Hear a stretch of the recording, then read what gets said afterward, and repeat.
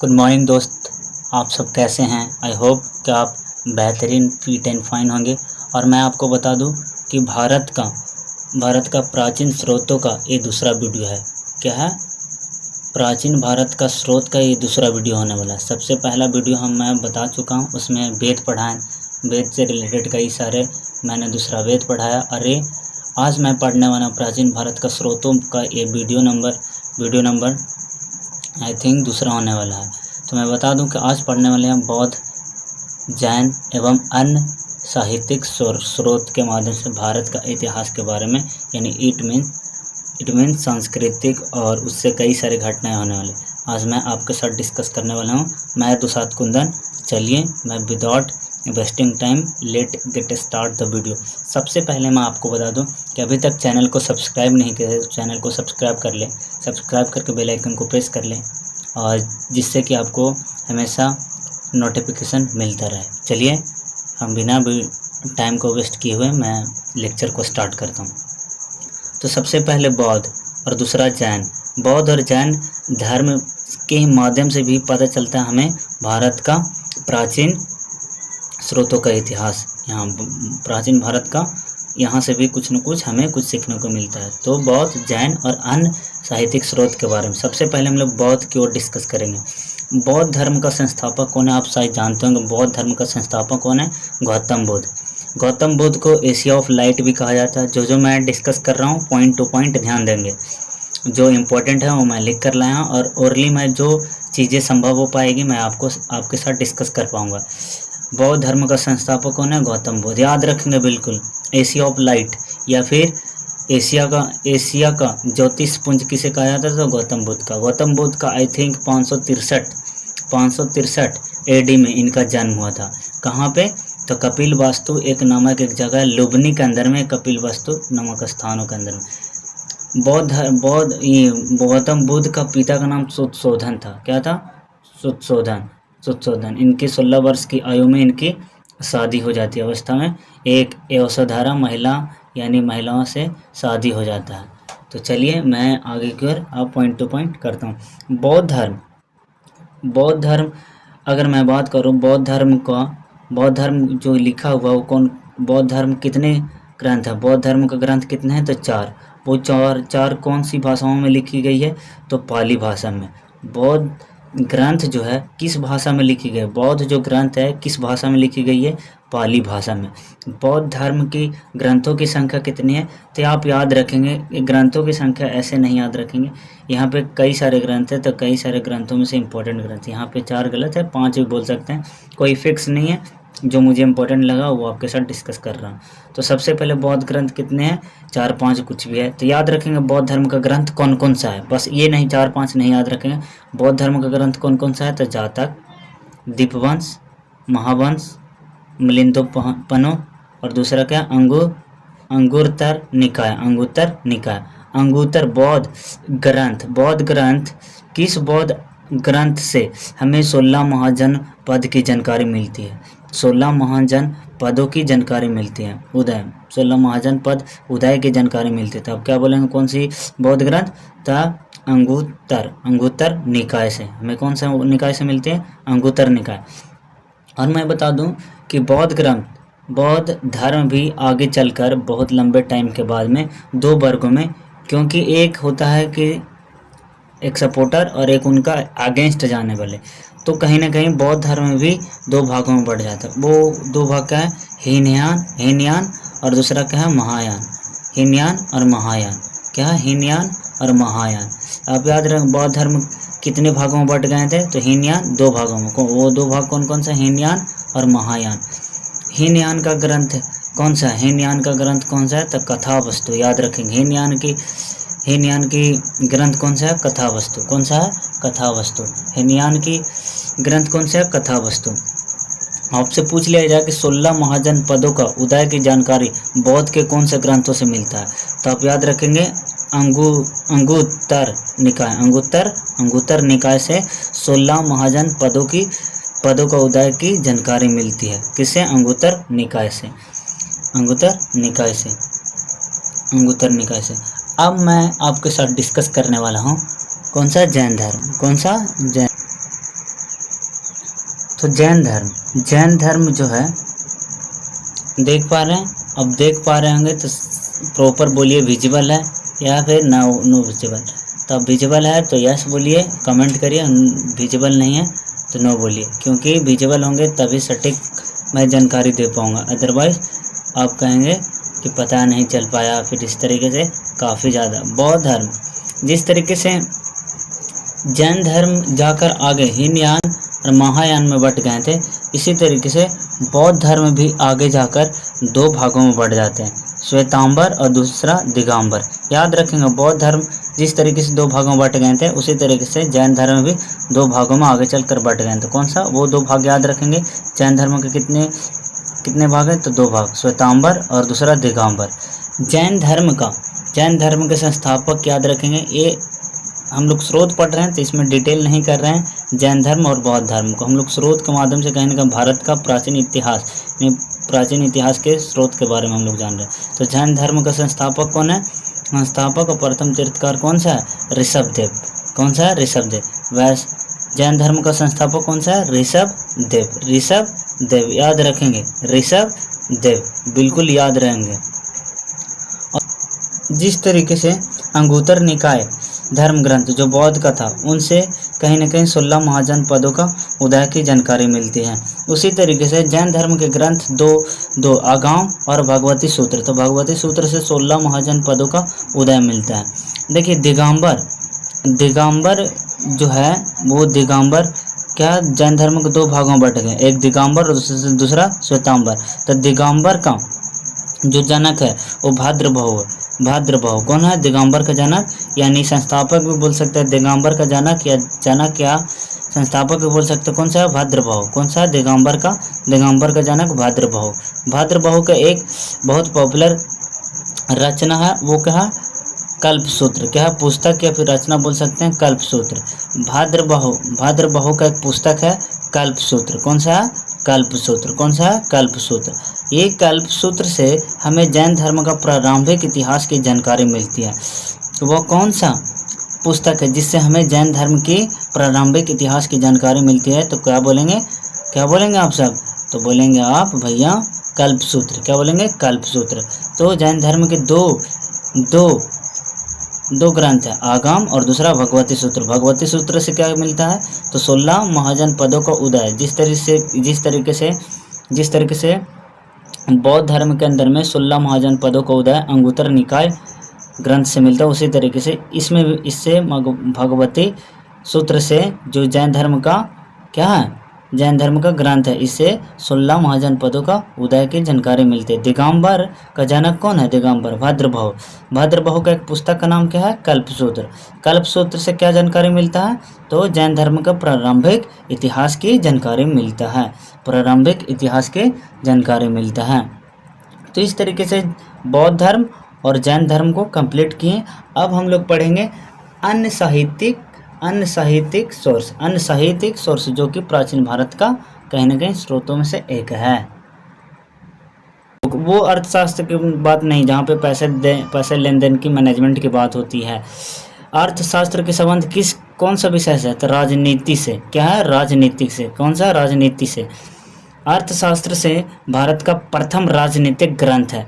अर्थशास्त्र जो है भारत का प्रथम राजनीतिक ग्रंथ। अगर आपसे पूछ लिया जाए कि भारत का प्रथम राजनीतिक ग्रंथ कौन सा है, तो क्या बताएंगे? अर्थशास्त्र। क्या बताएंगे? अर्थशास्त्र। अब हम लोग दूसरा अन्य साहित्यिक पुस्तक पढ़ेंगे। अष्टाध्यायी का राइटर कौन है? पाणिनि। क्या है? पाणिनि। अष्टाध्यायी का लेखक क्या है? पाणिनि, जो कि संस्कृत भाषा में लिखा गया है। संस्कृत भाषा का प्रथम पुस्तक है। अगर पूछ लिया जाए संस्कृत भाषा में प्रथम पुस्तक कौन सा है, तो पाणिनि नहीं, अष्टाध्यायी का राइटर कौन है? तो पाणिनि। याद रखेंगे।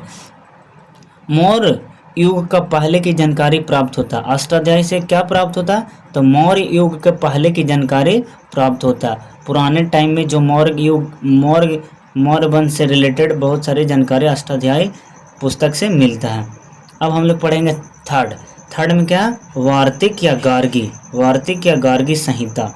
वार्तिक या गार्गिक संहिता का राइटर कौन है? कात्यायन।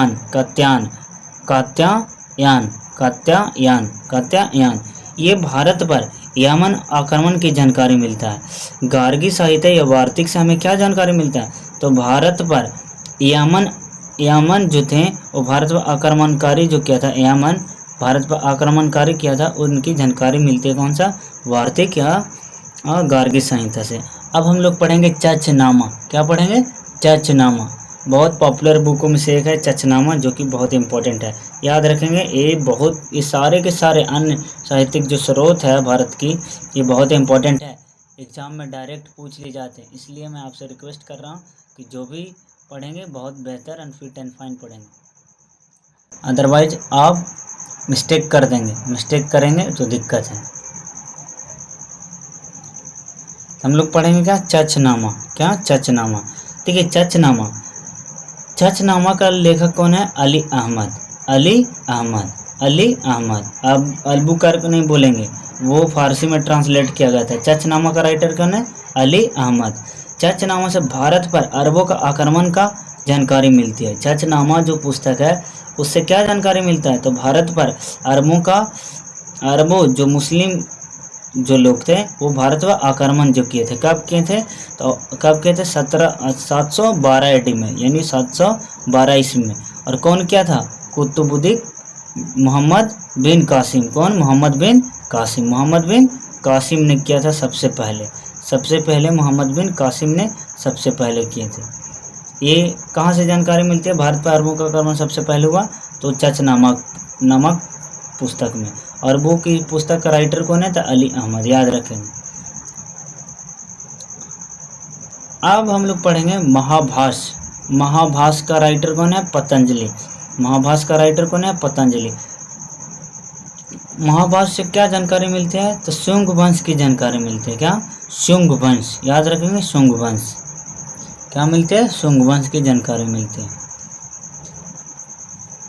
पे छठा क्या है, मालविका मिमनी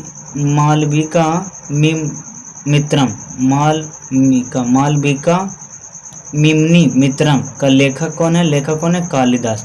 मालविका मिमनी मित्रम का राइटर कौन है, कालिदास। ये कालिदास को हम लोग भारत का शेक्सपियर के नाम से भी जानते हैं, मालविका मित्रम से हमें शुंग वंश के राजा, मालविका मित्रम से हमें क्या जानकारी मिलती है, शुंग वंश के राजा अग्निमित्र। शुंग वंश के राजा अग्निमित्र कौन सा वंश के राजा थे, तो शुंग वंश। तो शुंग वंश के राजा अग्निमित्र और मालविका की लव स्टोरी की चर्चा है, कौन सी पुस्तक में, तो मालविका मिमनी मित्रम पुस्तक में, जो कि शुंग वंश के राजा अग्निमित्र और मालविका की लव स्टोरी की चर्चा है। ये कालिदास के बहुत पॉपुलर बुक है, वो पॉपुलर बुक का याद नाम रखेंगे। कई बार पूछ लिया जाता है कि कुमार संभवा का लेखक कौन है, कुमार संभवा इनके लेखक कौन है, कालिदास के पॉपुलर बुक याद रखेंगे। कुमार संभवा, रघुवंशम, अभिज्ञान शकुंतला, कुमार संभवा, रघुवंशम, अभिज्ञान शकुंतला और विक्रमोवश्यम।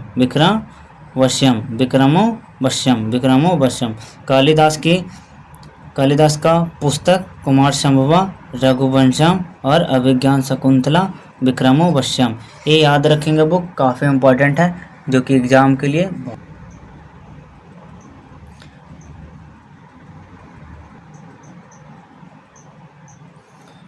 तो अब हम लोग जो अन्य साहित्यिक स्रोत जो पुस्तक पढ़ रहे थे, 7वां पुस्तक बुद्ध चरित्र का राइटर कौन है, अश्व घोष। याद रखेंगे, बुद्ध चरित्र का राइटर कौन है, अश्व घोष। बुद्ध चरित्र का राइटर कौन है, अश्व घोष। अन्य पुस्तक कौन सा है, सौंदरानंद। इनके अन्य पुस्तक भी, अश्व घोष का दूसरा पुस्तक भी है, पुस्तक क्या है, सौंदरानंद। अश्व घोष जो थे किनके दरबारी के कवि थे, तो कनिष्क के। अश्व जो घोष थे वो किनके दरबारी कवि थे, तो कनिष्क के, याद रखेंगे। पीरदर्शिका रत्नावली और नागानंद पुस्तक, ये 3 पुस्तक की इम्पोर्टेंट है, काफ़ी ज़्यादा इम्पोर्टेंट है, एग्जाम में पूछते हैं। फिर दर्शिका रत्नावली, नागानंद का पुस्तक का राइटर कौन है? हर्षवर्धन। हर्षवर्धन कौन है? हर्षवर्धन। फिर दर्शिका रत्नावली, नागानंद पुस्तक का राइटर कौन है? हर्षवर्धन। याद रखेंगे, याद रखेंगे। हर्षचरित्रम, हर्षचरित्रम कादम्बरी का पुस्तक का राइटर कौन है? हर्षचरित्रम, हर्षचरित्रम कादम्बरी का पुस्तक का राइटर कौन है? लेखक कौन सा? तो बाणभट्ट। इम्पोर्टेंट है ये सब जितने भी मैं बता रहा हूँ पॉइंट टू पॉइंट, ये बहुत काफ़ी ज़्यादा इम्पोर्टेंट है। लूसेंट में भी ये सारे के सारे डिस्कस किया गया है। हर्षचरित्रम कादम्बरी का राइटर कौन है? तो बाणभट्ट। राजतरंगिणी, ये और इम्पोर्टेंट, राजतरंगिणी का राइटर कौन है? कल्हण। कौन है? कल्हण। एक आएगा इसका भाई बिल्हन। बिल्हन है या नहीं है? बस कल्हण बिल्हन मिलता है इसलिए मैं बोल रहा हूँ। राजतरंगिणी का राइटर कौन है? कल्हण। राजतरंगिणी कल्हण। राजतरंगिणी में क्या उल्लेख है? तो जम्मू कश्मीर का इतिहास के बारे में उल्लेख है। राजतरंगिणी के अंदर में जम्मू कश्मीर के इतिहास के बारे में उल्लेख है। इसके बाद विक्रमादेव, विक्रमादेव, विक्रमादेव बिल्हड़। विक्रमादेव पुस्तक का राइटर कौन है? विल्हन। विल्हन क्या है? विक्रमादेव का राइटर कौन है? विल्हन। कुमारपाल चरित्र, कुमारपाल चरित्र, कुमारपाल चरित्र पुस्तक का राइटर कौन है? हेमचंद। कौन है? हेमचंद। कुमारपाल, कुमारपाल पुस्तक का राइटर कौन है? हेमचंद। कौन है? हेमचंद। एंड 13 क्या है? बसंत विलास का राइटर कौन है? 13 बसंत विलास का राइटर कौन है? 13 बसंत विलास का राइटर है बालचंद्र। क्या है बच्चा? बालचंद्र। तो आई होप कि इतना आपने समझ रखे होंगे ईच एंड एवरी।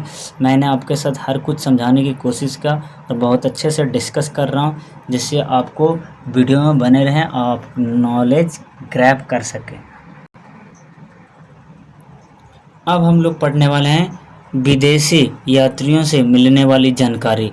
प्राचीन भारत का स्रोत ये भी है कि विदेशी जो हैं भारत में आए थे, उनसे मिलने वाली जानकारी, वो भी तो कहीं ना कहीं विदेशी जो लोग हैं प्राचीन भारत में जब वो घूमने के लिए आए थे, परिभ्रमण करने के लिए आए थे, वो भी तो एक कहीं ना कहीं स्रोत हो। वो आए होंगे तो कुछ न कुछ तो दे कर गए होंगे, कुछ न कुछ बता करते हुए गए होंगे, कुछ न कुछ जानकारी दिए होंगे बुक के माध्यम से, वो स्टेटमेंट के माध्यम से। तो इस तरीके से विदेशी यात्रियों से मिलने वाली जानकारी। अब हम लोग सबसे पहले पढ़ेंगे टेसियस। क्या पढ़ेंगे? टेसियस। टेसियस एक ईरान का राजवैद्य था। राजवैद्य यानी चिकित्सा से रिलेटेड टेसियस काम किया करता था। कहाँ का था? टेसियस ईरान के। क्या था? तो राजवैद्य। याद रखेंगे।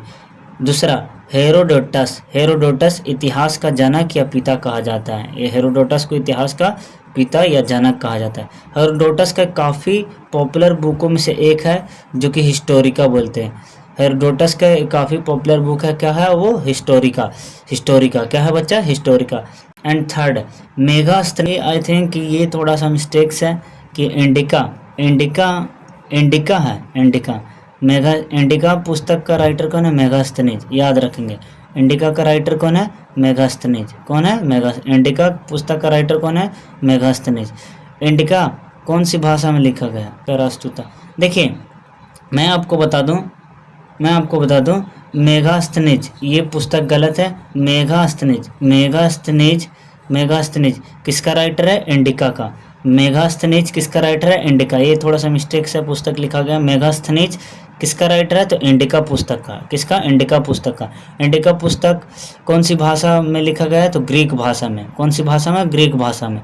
अब इंडिका में 7 भागों में बांटा गया है। इसको इंडिका पुस्तक 7 भागों में बांटा गया है। मेगास्थनीज जो है कौन था? मेगास्थनीज कौन था? मेगास्थनीज कौन था? तो सेल्यूकस का राजदूत था। सेल्यूकस का राजदूत था। मेगास्थनीज कौन था? सेल्यूकस का राजदूत था। अब सेल्यूकस कौन था? तो सिकंदर का सेनापति था। कौन था? सेल्यूकस कौन था? सिकंदर का सेनापति। सेल्यूकस कौन था? सेल्यूकस का राजदूत। सेल्यूकस का राजदूत कौन था? तो मेगास्थनीज। अब सेल्यूकस कौन था? तो सिकंदर का सेनापति था। सेल्यूकस कौन था? सिकंदर का सेनापति, जो कि सिकंदर के साथ सिकंदर के साथ भारत आया था, जो कि सिकंदर के साथ में भारत आया था। अब तो क्लियर हो गया होगा। आई होप कि ये चीज़ें क्लियर हो गई होगी। मैं हर कुछ समझाने का प्रयास कर रहा हूँ। अब है चौथा डाइमेकस। डाइमेकस कौन सा है? डाइमेकस। डाइमेकस ये चंद्रगुप्त मौर्य के बेटे, ये चंद्रगुप्त, डाइमेकस कौन है? चंद्रगुप्त मौर्य के बेटे बिंदुसार के दरबार में आया था। ये जो डाइमेकस जो था ये बिंदुसार के दरबार में आया था। डाइमेकस जो था वो बिंदुसार के दरबार में आया था। बट जो बिंदुसार है वो कौन है? तो चंद्रगुप्त के बेटे। बिंदुसार कौन है? चंद्रगुप्त के बेटे। डाइमेकस किसके दरबार में आया था? चंद्रगुप्त के या बिंदुसार के? तो आप बोलेंगे बिंदुसार के। ये तो ये बिंदुसार का बाप तो चंद्रगुप्त मौर्य है, लेकिन किसके दरबार में आया था? उसके बेटा था। बेटा कौन है? बिंदुसार। याद रखेंगे, थोड़ा सा कॉम्प्लिकेटेड होते हैं हिंदी भी। आप जैसे जैसे समझने की कोशिश करेंगे थोड़ा क्रिएटिविटी आपके अंदर जगेंगे और कुछ ना कुछ अच्छा करेंगे। डाइमेकस। अब जो डाइमेकस है एक राजदूत था। क्या था? राजदूत। क्या था? राजदूत। कहाँ के राजदूत? तो सीरिया के नरेश। सीरिया का नरेश कौन सा? सीरिया का नरेश कौन था? अंतियोकस। अंतियोकस। सीरिया का नरेश कौन था? अंतियोकस। तो डाइमेकस एक राजदूत था सीरिया के नरेश का, अंतियोकस। सीरिया की राजधानी कहाँ होता? दमिश्क। सीरिया की राजधानी क्या होता है? दमिश्क। क्या होता है सीरिया की राजधानी? दमिश्क। क्या है? दमिश्क। अब हम लोग पढ़ेंगे डायनोनिसियस। डायनोनिसियस। डायनोनिसियस ये अशोक के दरबार में आया था। डायनोसियस किसके दरबार में आया था? तो अशोक के दरबार में आया था। डायनोसियस किसके दरबार में आया था? अशोक के। डायनोसियस जो कि मिस्र के नरेश टॉलमी, मिस्र के नरेश टॉलमी फिंडेल्फस के राजदूत था। फिंडेल्फस के राजदूत था। किनके? डायगोनीसियस जो कि अशोक के दरबार में आया था। याद रखेंगे अशोक के दरबार में कौन आया था? डायनोनिसियस जो कि मिस्र के नरेश कौन है? तो नरेश टॉलमी फिंडेल्फस का राजदूत था। मिस्र के एक नरेश था टॉलमी फिंडेल था डायनोसियस किसके दरबार में आया था? तो अशोक के दरबार में आया था। याद रखेंगे, काफ़ी बेहतर है, काफ़ी अच्छा क्वेश्चन बनेंगे यहाँ से। और उसके बाद यहाँ का राजधानी कहाँ थे? राजधानी काहिरा। मिस्र की राजधानी कहाँ है? काहिरा। मिस्र की राजधानी कहाँ है? काहिरा। अब हम छठा पढ़ेंगे टॉलमी के बारे में। टॉलमी की पॉपुलर बुक कौन सी है? पुस्तक कौन सी है? तो भारत का भूगोल नामक पुस्तक। टॉलमी की एक पुस्तक कौन सी है? भारत का भूगोल नामक एक पुस्तक का राइटर कौन है? ऐसे पूछ सकता है। भारत का भूगोल नामक पुस्तक का लेखक कौन सा है? तो टॉलमी। क्या है? टॉलमी। एक है प्लिनी का एक पॉपुलर बुक कौन सा है? Natural history.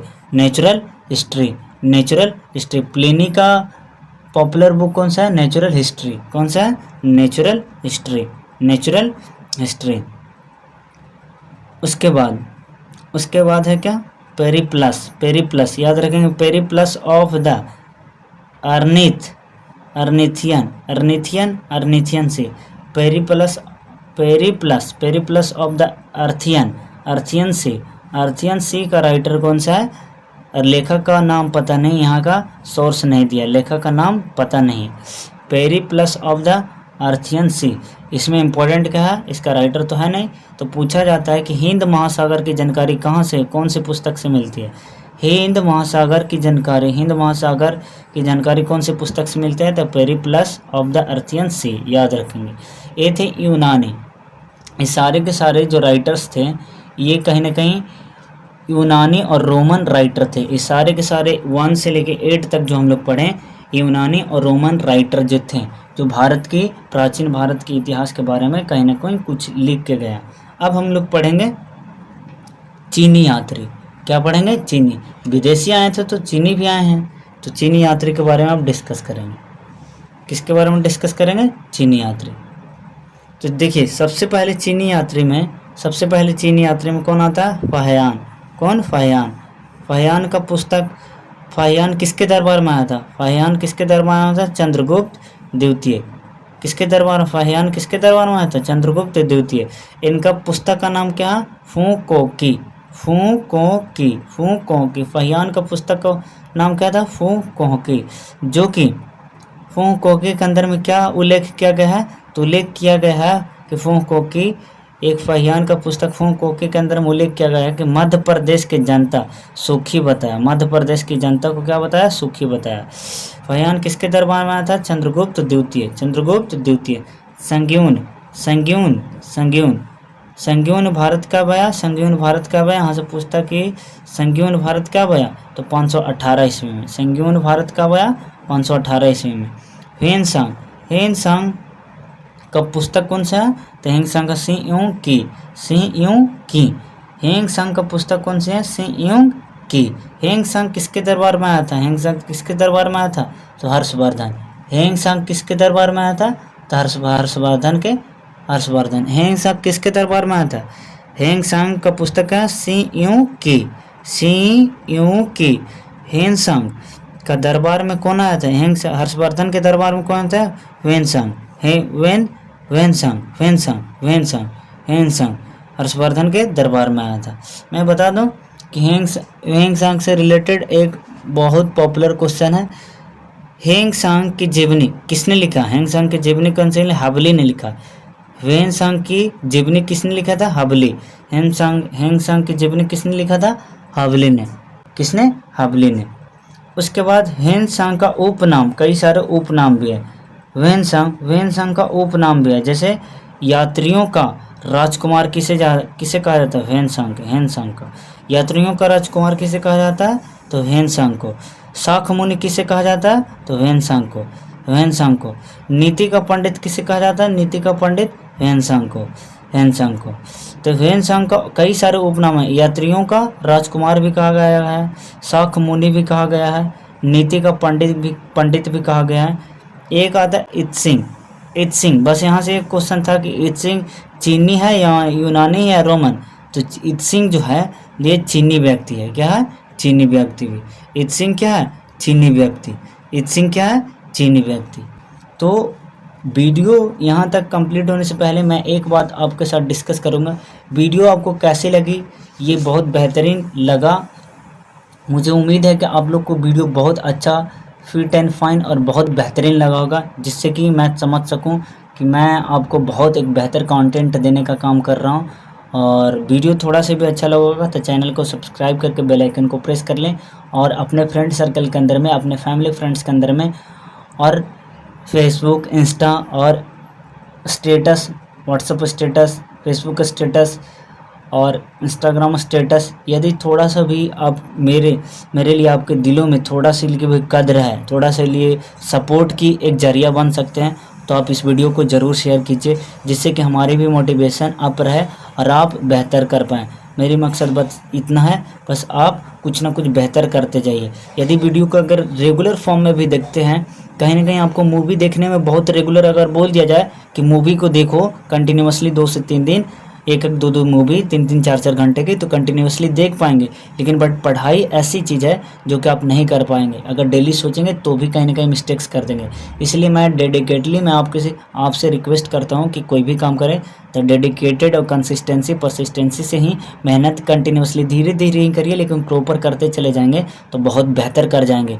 मुझे ऐसा उम्मीद है कि ये वीडियो आपको अच्छा लगा होगा तो चैनल को सब्सक्राइब करके बेल आइकन को प्रेस कर लें, और साथ ही साथ अपने फ्रेंड सर्कल में ज़रूर एक वीडियो को शेयर कीजिए, इस वीडियो को शेयर कीजिए, जिससे कि हमारी भी मोटिवेशन डाउन ना हो। अगर डाउन ना हुआ तो मैं भी प्रॉपर वीडियो के अंदर में कई सारे कंटेंट को मैं लिख कर लाऊंगा, आपके साथ एक्सप्लेनेशन करूंगा, जिससे कि हमारी और तुम्हारी बीच में रिलेशन बहुत बेहतर बने रहेंगे, और बहुत लाजवाब कंटेंट मैं भी दूंगा, जिससे कि आपको भी कहीं ना कहीं एज ए कॉम्पिटिटिव लेवल पर बहुत बेनिफिट्स होंगे।